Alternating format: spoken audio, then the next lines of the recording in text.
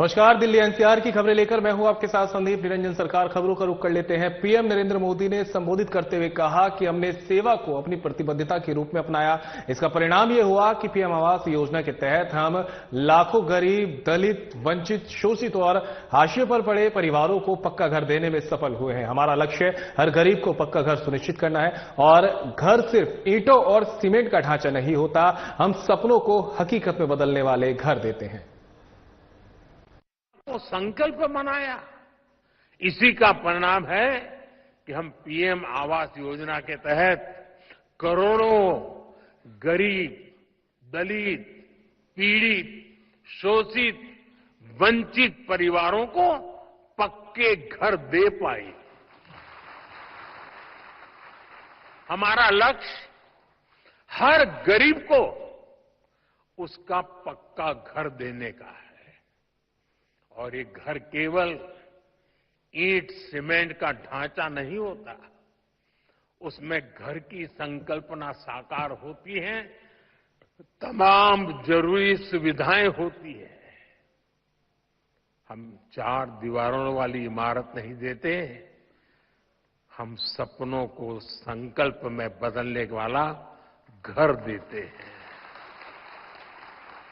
इसलिए पीएम आवास योजना के घरों में गैस, बिजली, शौचालय जैसी हर सुविधा सुनिश्चित की जा रही है।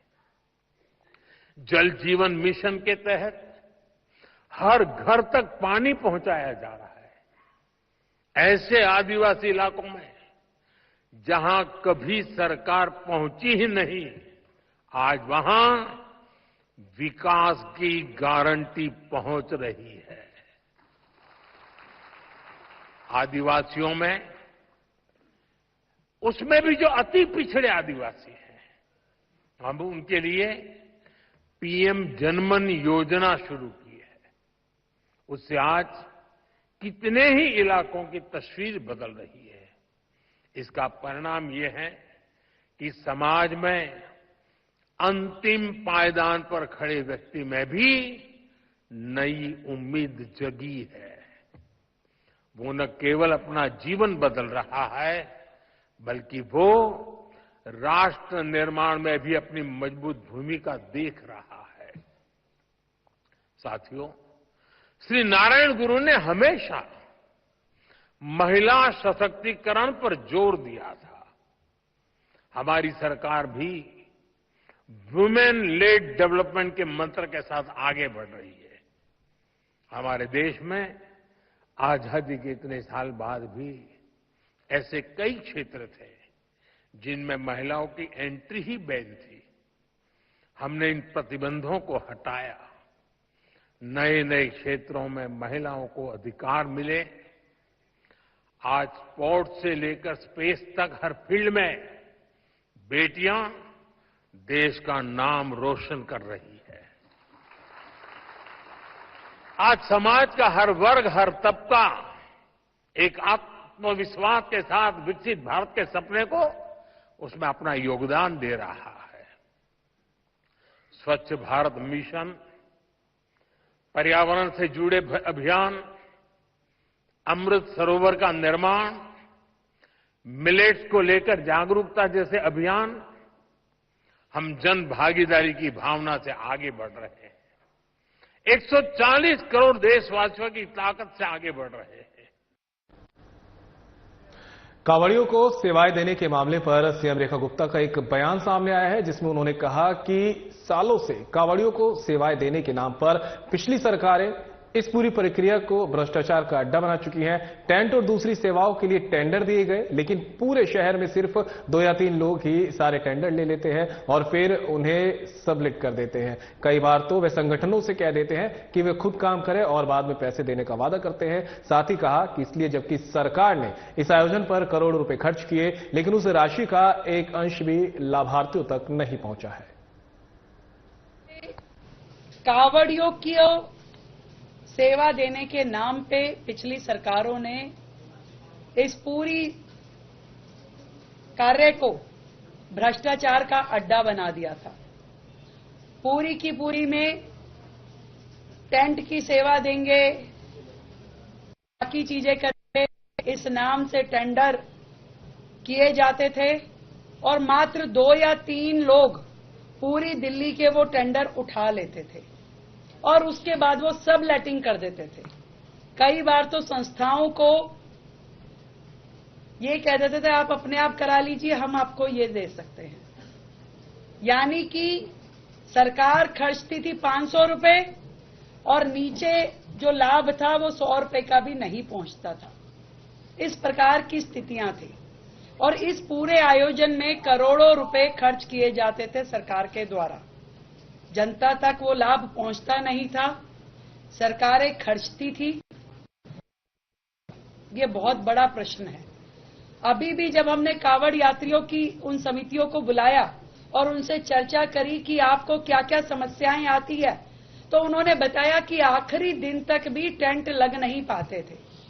वाटर प्रूफिंग टेंट लगने में समय लगता था क्योंकि सरकार टेंडर करती थी, वो उठते नहीं थे या वो कम रेट पे जाते थे और पूरे उस प्रोसेस में जो कांवड़ समितियां होती थी वो इंतजार करती रहती थी कि कब हमें ठेकेदार अलॉट होगा, कब हमारा काम शुरू होगा, कब खत्म होगा। और इस सारे के सारे प्रकरण में वो लोग इतना हैरेस हो जाते थे कि सरकार की जो कांवड़ में दी हुई सहायता भी उनके लिए शून्य हो जाती थी। और इस पूरी प्रक्रिया को सुधारने के लिए कभी पिछली सरकारों के द्वारा कोई रिफॉर्म, कोई सजेशन जनता से लिए नहीं गए, कभी उस पर काम किया नहीं गया। मुझे बहुत खुशी है कि उस सारे भ्रष्टाचार को खत्म करते हुए हम लोगों ने तय किया है कि ये कांवड़ यात्रा के दौरान शिव भक्तों की सेवा में जुटती हैं, उन्हें अब हम डायरेक्ट बेनिफिट ट्रांसफर करेंगे, जो कि पूरा का पूरा संस्था को सीधा पैसा जाएगा जो हम सहायता राशि दिल्ली सरकार देगी।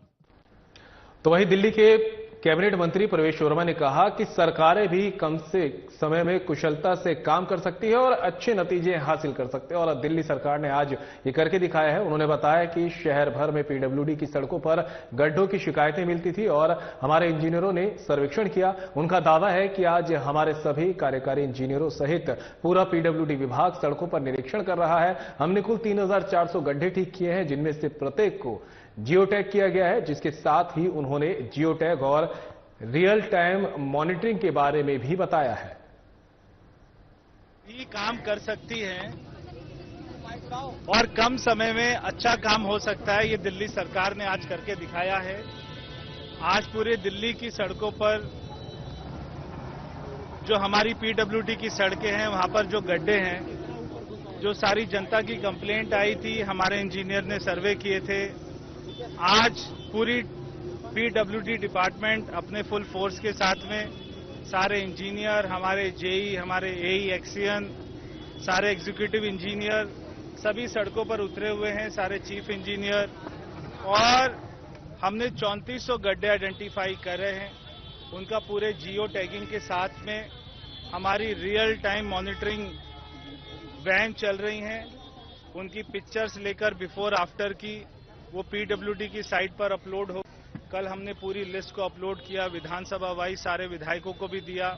सभी विधायक जा जाकर देख रहे हैं। हमें दिल्ली वासियों को अच्छी सड़कें देने का जो हमारा वायदा है उसको हम पूरा करेंगे। देश में और पूरे दुनिया में ऐसा कभी नहीं हुआ कि एक ही दिन में इतने गड्ढों को भरने का काम किया गया है। 50% से ज्यादा गड्ढे अभी तक भर लिए गए हैं और शाम तक ये हमारा टारगेट, हमें उम्मीद है कि 3400 से ज्यादा ही होंगे, कम नहीं होंगे।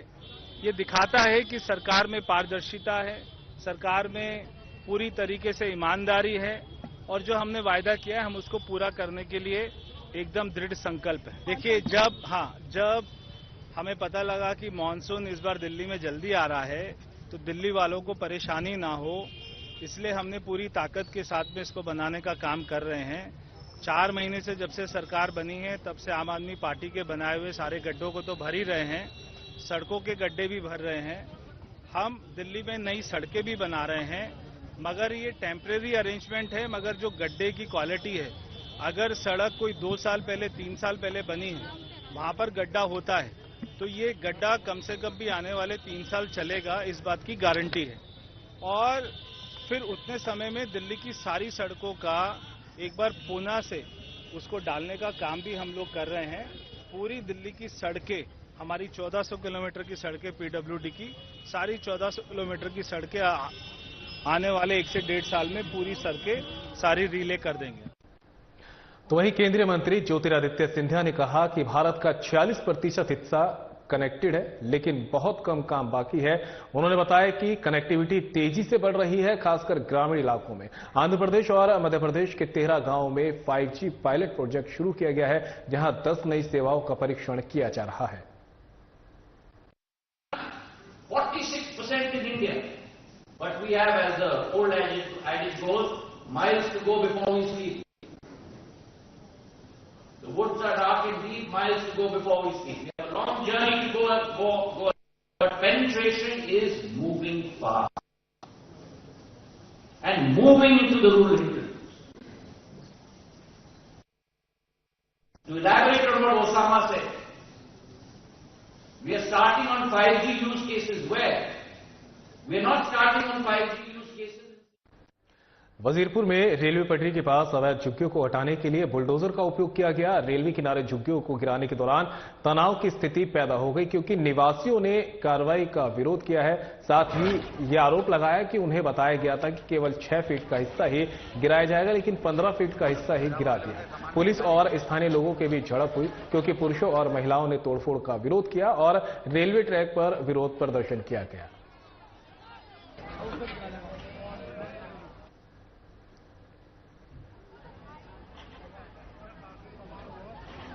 में तोड़ रहा है।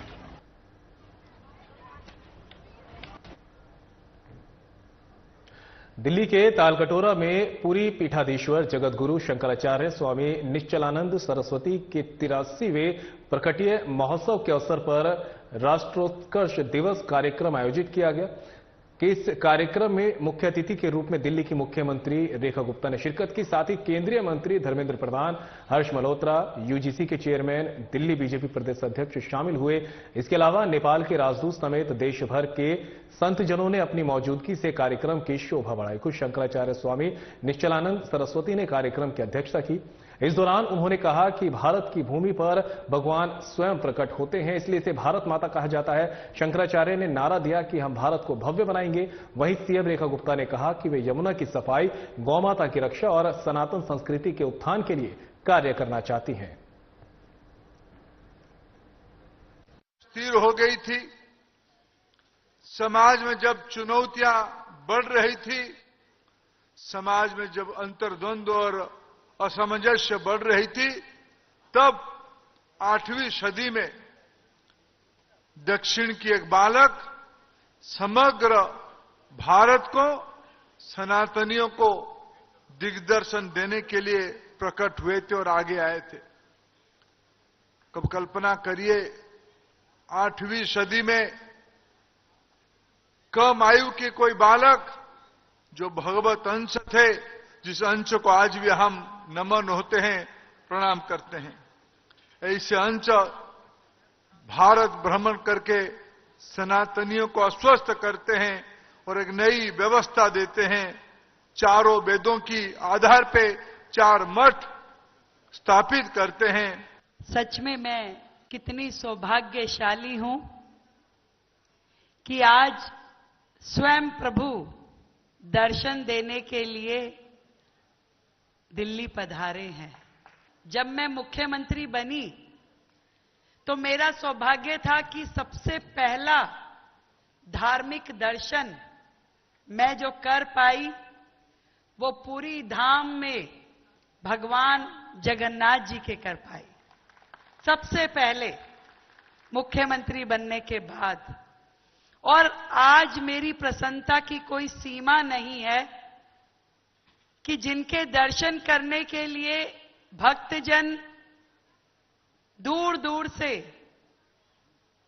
पूरी धाम जाते हैं, आज वो स्वयं प्रभु दिल्ली पहुंच करके ना केवल हमारे राज्य को आपने आशीर्वाद दिया, बल्कि मेरे लिए तो ये बहुत ही खुशी का अवसर है कि आपका जन्मदिन आज दिल्ली राज्य में मनाया जा रहा है। कार्यक्रम की जो मेन उपलब्धि हुई कि हम गुरुदेव का 83वां प्रकटोत्सव दिवस के रूप में हम लोगों ने मनाया और इसको एक संकल्प समारोह के रूप में। तो कई तरह के हम लोगों ने संकल्प लिया कि गुरुदेव का जो संकल्प है, जो उनकी इच्छा शक्ति है, आज 365 दिन में 300 दिन यात्रा करते हैं इतने उम्र में, तो जो उनकी जो भाव है, देखते हैं कितना त्याग करते हैं। सिंहासन का उन्होंने त्याग कर दिया, तमाम चीजों की सादगी को दुनिया के सबसे जानकार, चाहे जिस भी क्षेत्र में देखें, साधना का, स्वाध्याय का, ज्ञान का, किसी भी क्षेत्र में लें, तो आज स्थूल रूप में नहीं। तो इनकी जो संकल्प है उसको हम कैसे आगे बढ़ाएं, इसके रूप में उन्हें, जिससे उदाहरण के लिए हमने लाखों वृक्ष लगाने का, पौधा लगाने का संकल्प लिया। हजारों आज तुलसी के पौधे समेत बहुत सारे फलदार वृक्ष हुआ थे। यज्ञ, संस्कार और तमाम तरह के संकल्प लोगों को हम लोगों ने दिलाया। तो इसको पूरे वर्ष हम इस अभियान को, गतिविधि को आगे हम बढ़ाएंगे। यह भारत विश्व का हृदय है। भगवान सच्चिदानंद स्वरूप सर्वेश्वर